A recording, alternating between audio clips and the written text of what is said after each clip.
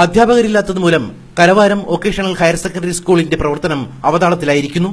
ഓണപരീക്ഷ അടുത്തിട്ടും മാത്സിനും എക്കണോമിക്സിനും ഇതേവരെ അധ്യാപകരെത്തിയിട്ടില്ല. സ്കൂളിലെ national service scheme unit മേധാവിയായ അധ്യാപകന്റെ തന്നിഷ്ടവും അഴിമതിയുമാണ് മറ്റൊരു വിഷയം.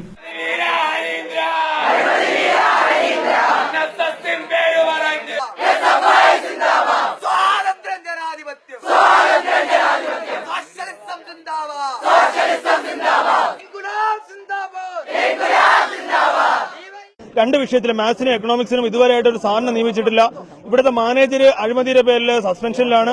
പകരം ഒരു റിസീവറിനെ അടിയന്തരമായിട്ട് ഇവിടെ നിയമിക്കണം. ഒപ്പം NSS ശരിക്കും നിയമപരമായിട്ട് 50 കുട്ടികളെ മാത്രം പ്രവേശിപ്പിക്കാൻ പറ്റുന്ന ഒരു NSS യൂണിറ്റിൽ NSS ക്യാമ്പിൽ ഇവിടുത്തെ ഹരിഹരൻ പിള്ള എന്ന് പറയുന്ന ഒരു അധ്യാപകൻ ശരിക്കും 67 പേരെയാണ് ഇവിടെ നിയമിച്ചിട്ടുള്ളത്. അതും ₹1 പോലും വാങ്ങാൻ പാടില്ല എന്നാണ് NSS മാനുവലിൽ പറയുന്നത്. 1000 രൂപ മിനിമം 1000 രൂപ വെച്ചിട്ട് 67 കുട്ടികളെ പുള്ളി ഇതിനകത്ത് രജിസ്റ്റർ ചെയ്തിട്ടുണ്ട്. 67 പേരും ക്യാമ്പിലും പങ്കെടുത്തിട്ടുണ്ട്.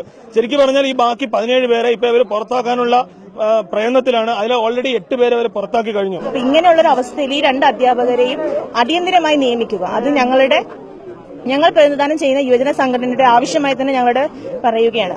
അതിനുള്ള SFIയുടെ ന്യായമായ ആവശ്യത്തിന് വേണ്ടിയുള്ള സമരത്തിന് എല്ലാവിധ പിന്തുണയും നൽകിക്കൊണ്ടാണ് DYFI ഈ സമരം ഏറ്റെടുക്കുകയും അതിനുള്ള പിന്തുണ അറിയിക്കുകയും ചെയ്തിട്ടുള്ളത്.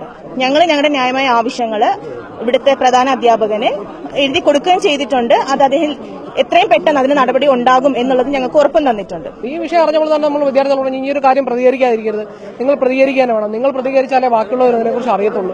അപ്പോൾ അപ്പോഴും വന്നൊരു വിഷയം നേരത്തെ പറഞ്ഞതുപോലെ പുള്ളി കർഷക സംഘത്തിന് അതൊന്നും നമ്മളെ സംബന്ധിച്ച് ബാധിക്കുന്ന പ്രശ്നമല്ല. നമ്മളെ സംബന്ധിച്ചിടത്തോളം വിദ്യാർത്ഥികളുടെ പ്രശ്നം തന്നെയാണ് നമ്മൾ ഏറ്റെടുക്കുന്നത്. 50 കുട്ടികളിൽ കൂടുതൽ ഒരു സ്കൂളിലെ NSS യൂണിറ്റിൽ അംഗങ്ങളാകാൻ പാടില്ല എന്നാണ് നിയമം. യൂണിറ്റ് മേധാവി 67 കുട്ടികളെ ചേർത്തു. കുട്ടികളിൽ നിന്നും 1000 രൂപയും 2000 രൂപയും വെച്ച് പണപ്പിരിവ് നടത്തുന്നതായാണ് മറ്റൊരു ആരോപണം. ഇപ്പൊ നമ്മൾ 67 പേരെ എടുത്ത് ഈ 67 ഒരാൾ ഞാനാണ്. എന്റെ ഒന്നും ഈ ലൈബ്രറിയിലേക്കായിട്ട് ബുക്കൊക്കെ മേടിച്ചിട്ടുണ്ട്. അപ്പോഴത്തേക്ക് ഈ പൈസ അല്ലാതെ മേടിച്ചു. NSSന്റെ പൈസ ഇപ്പൊ കിട്ടൂല, അത് ഒരു വർഷം കഴിയുമ്പോഴേ പൈസ കിട്ടൂ എന്ന് പറഞ്ഞ് എല്ലാവരും 1000, 500, 2000 വെച്ച് മേടിച്ചിട്ടുണ്ട്. ഇതിനെതിരെ പ്രതിഷേധമുയർത്തി SFI DYFI പ്രവർത്തകർ സ്കൂളിലേക്ക് മാർച്ചും ധർണയും നടത്തി.